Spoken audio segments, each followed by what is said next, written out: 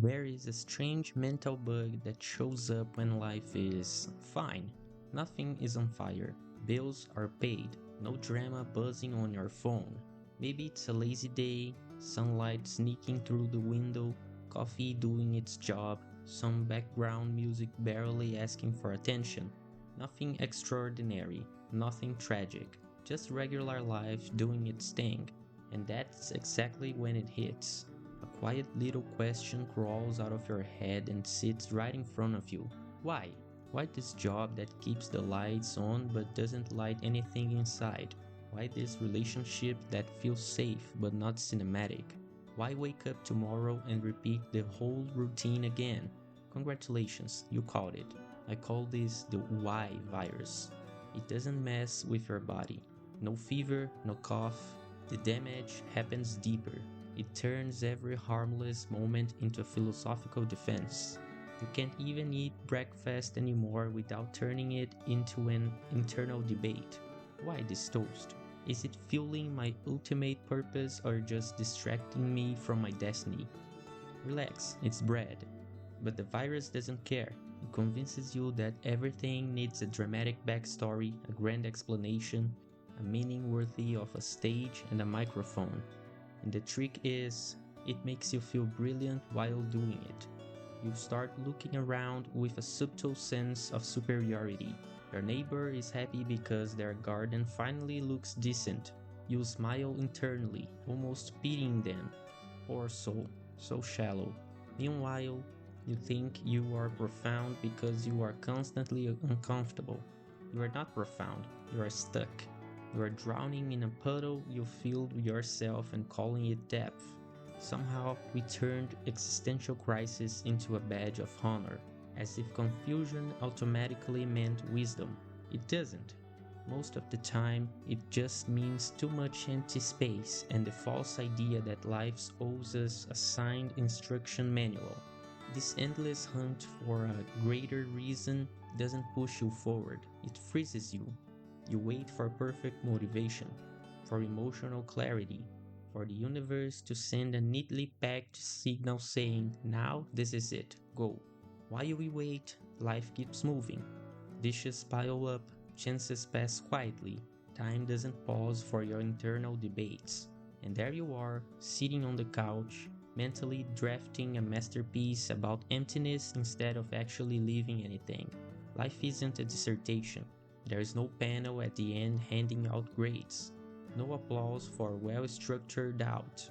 The only real outcome of this paralysis is nothing delivered. You become amazing at introductions, endless beginnings. No first chapter. So you stay there, holding an imaginary degree in overthinking, waiting for an answer that was never promised in the first place. We were taught that this search is noble, that questioning everything makes us evolved. But what if it's just the most elegant form of procrastination ever invented? A very smart way to avoiding doing anything at all. When that mental paralysis drags on, something else shows up right after it. Desperation. Not the dramatic kind, the quiet kind. The one that makes you grab the first thing that promises relief. So you start borrowing meaning. You don't even notice it at first. It feels practical, efficient. Why struggle alone when there are entire systems built to tell you how to be and why it matters? Careers do it. They offer titles, milestones, applause, a clean storyline. Work hard, move up, collect proof that your life is going somewhere. It's comforting. Someone else already wrote the map. Spiritual shortcuts do it too. A few concepts, some calming words, a routine that promises peace on demand. It gives shape to the chaos in your head. For a moment, the noise fades. Then there's distance. The belief that meaning lies somewhere else. Another city, another country, another version of you that only shows up once you are far enough from home. Movement feels like progress, even when it's just motion. And when none of that sticks, conflict steps in. Pick a cause, pick a side. Now the world makes sense again. There's a villain, there's urgency. Anger becomes fuel. At last, something feels alive inside you. All of these things works the same way. They are loud. They fill the space so you don't have to sit with the silence. They give you structure without asking you to build anything. They tell you what matters before you even ask the question. That's why they are tempting. But borrowed meaning has a short lifespan. The job becomes routine, the calm wears off, the trip ends, the calls turns messy and human and disappointing. And when the noise fades, the emptiness is still here, waiting exactly where you left it, because nothing was built, only occupied. You didn't nourish yourself, you distracted yourself. And now you are tired, not from effort, but from carrying things that were never yours to begin with. This is the uncomfortable truth. Meaning that actually sustains you can't be outsourced. It doesn't come with instructions. It doesn't arrive fully formed. It starts awkward, incomplete, and quiet, which is why most people avoid it. It requires going back to your own mental space, standing there without answers, and staying long enough to make something instead of consuming something. So the question isn't which purpose you will grab next. It's whether you are ready to stop borrowing noise and tolerate the silence long enough to build something real. Let's talk about the movie that's only exists in your head.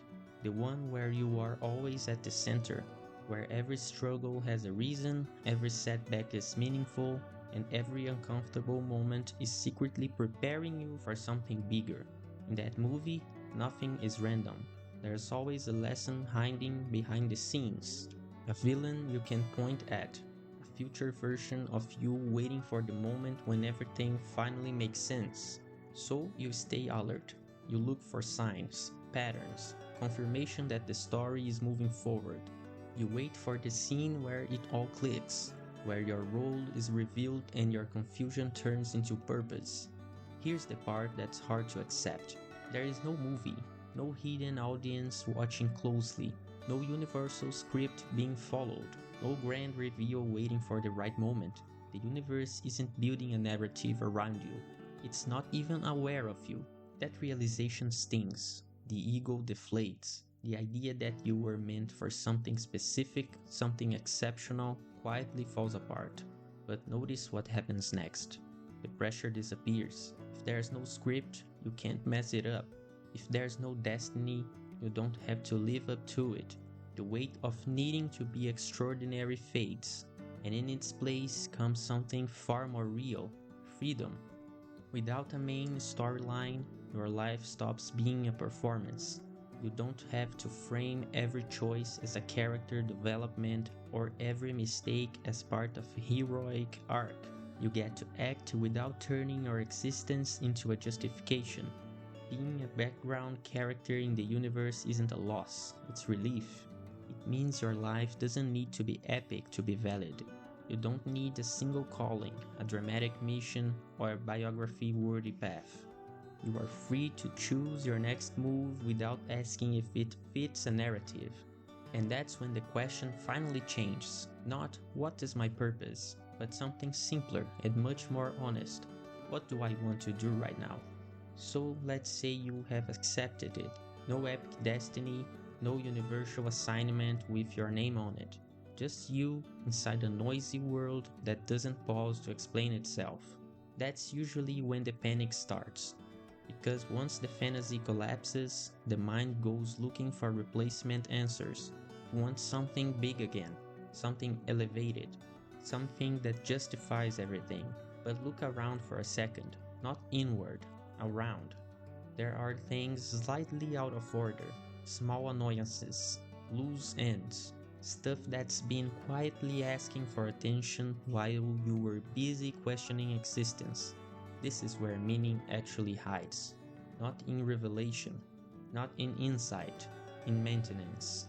You want your life to feel less empty?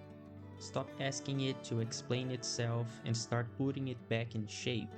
Clean one surface, finish one neglected task, fix one thing that's obviously broken. None of this feels profound, that's the point. Big questions love to keep you suspended. Small actions pull you back into reality. They ground you. They create friction between you and the world, and that friction reminds you that you are still here. Order doesn't arrive as an idea, it arrives as movement. When you solve a real, specific problem, something shifts. The noise drops a notch. The mental fog thins out. Not because you found your purpose, but because your attention stopped floating and landed somewhere solid. This is what most people miss. Meaning isn't discovered like a secret, it's produced quietly while you are busy dealing with what's right in front of you. The mind wants answers, life wants participation, and the smallest forms of participation count more than any abstract philosophy ever will. Taking responsibility for your immediate environment does more for your sense of direction than staring at the ceiling waiting for clarity. So stop treating your confusion like a mystery that needs decoding. Treat it like a mess that needs organizing. Start with whatever is closest, whatever is simplest, whatever doesn't require a breakthrough to begin. You don't need a sign, you don't need certainty, you need momentum. And momentum starts the moment you stop thinking like a spectator and start acting like someone who's actually inside their own life. Now go deal with something real. We can think later. So you fixed a few things. It felt good for a moment. Then the quiet came back, and with it, that familiar pressure in your head. The realization that life doesn't magically turn smooth. It just moves you from one problem to the next. And yes, that's the deal. Anyone who sold you the idea of a pain-free life was running the oldest scam there is. All that talk about constant positivity, attraction, and effortless happiness trained you to ask the wrong question. You were taught to ask, what do I want to enjoy? What pleasure do I want to reach? So you picture outcomes, comfort, status, admiration, the finish line, the applause, the celebration. What almost nobody asks is the only question that actually matters. What discomfort are you willing to carry? Because every desirable outcome comes attached to a cost, not as punishment, as a requirement. There is no reward that doesn't drag some form of friction behind it. People love the idea of success. Few are interested in the repetition, the uncertainty, and the years of being ignored that usually come before it. Wealth looks attractive until you factor in risk, long hours, and the kind of stress that doesn't turn off at night. Strong bodies, solid relationships, creative work, none of them come without routine frustration, sacrifice, and doubt. That's the part that gets edited out. Fulfillment isn't about avoiding discomfort. It's about choosing the kind that doesn't rot you from the inside. The kind you can endure without feeling like you are betraying yourself. Your direction in life isn't hidden inside pleasure. It's revealed by the pain you accept voluntarily. That's what separates paths, not talent, not luck. Resilience isn't about feeling good, it's about staying functional when things are uncomfortable and unfinished. Everyone has a cost to pay. The question is whether the price makes you bitter or grounded. I didn't choose comfort, I chose uncertainty, doubt, the constant friction of creating something and not knowing if it's valuable or forgettable. That discomfort fits me better than the slow erosion of doing something I don't respect. That's how choices actually work. So stop hunting for what will make you happy. That chase never ends well. Instead, look at the available struggles, the discipline, the responsibility, the loneliness, the pressure. Each one leads somewhere different. Your purpose isn't in what feels good. It's in what you are willing to carry without losing yourself. Pick that. Everything else is just the aftertaste. Let's close this without pretending there is a final answer. Tolstoy once tried to describe his despair, and what bothered him wasn't pain, or fear, or even death. It was something quieter, the absurdity of being alive while knowing exactly how it ends. Picture existence like this. You are holding onto something fragile while time does its thing, pressure from one side, an ending you can't negotiate with on the other. No exit strategy, no secret door. That's the situation for everyone. And inside that situation, strange things still happen. You laugh, you feel relief.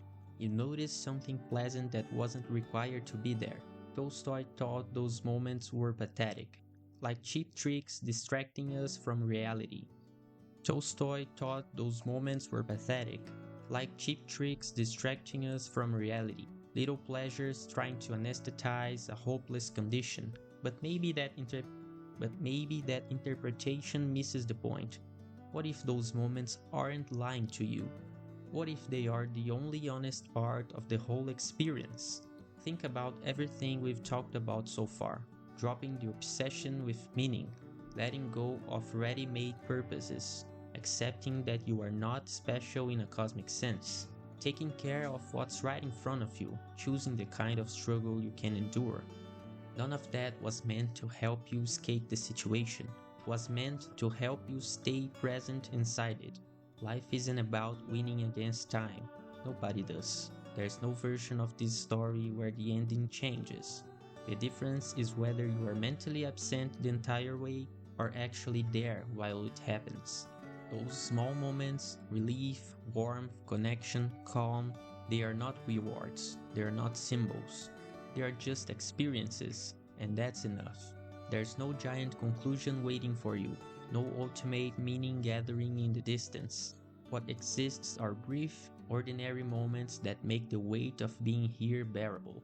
So when everything feels unstable, when the questions come back, when the future feels heavy, don't look for answers that doesn't exist. Pay attention instead to what feels real, to what feels human, to what's happening now. The pressure won't stop and the ending won't change. But while you are here, you can still choose to notice what's good before it passes. And in the end, that's not a distraction. That's the whole thing.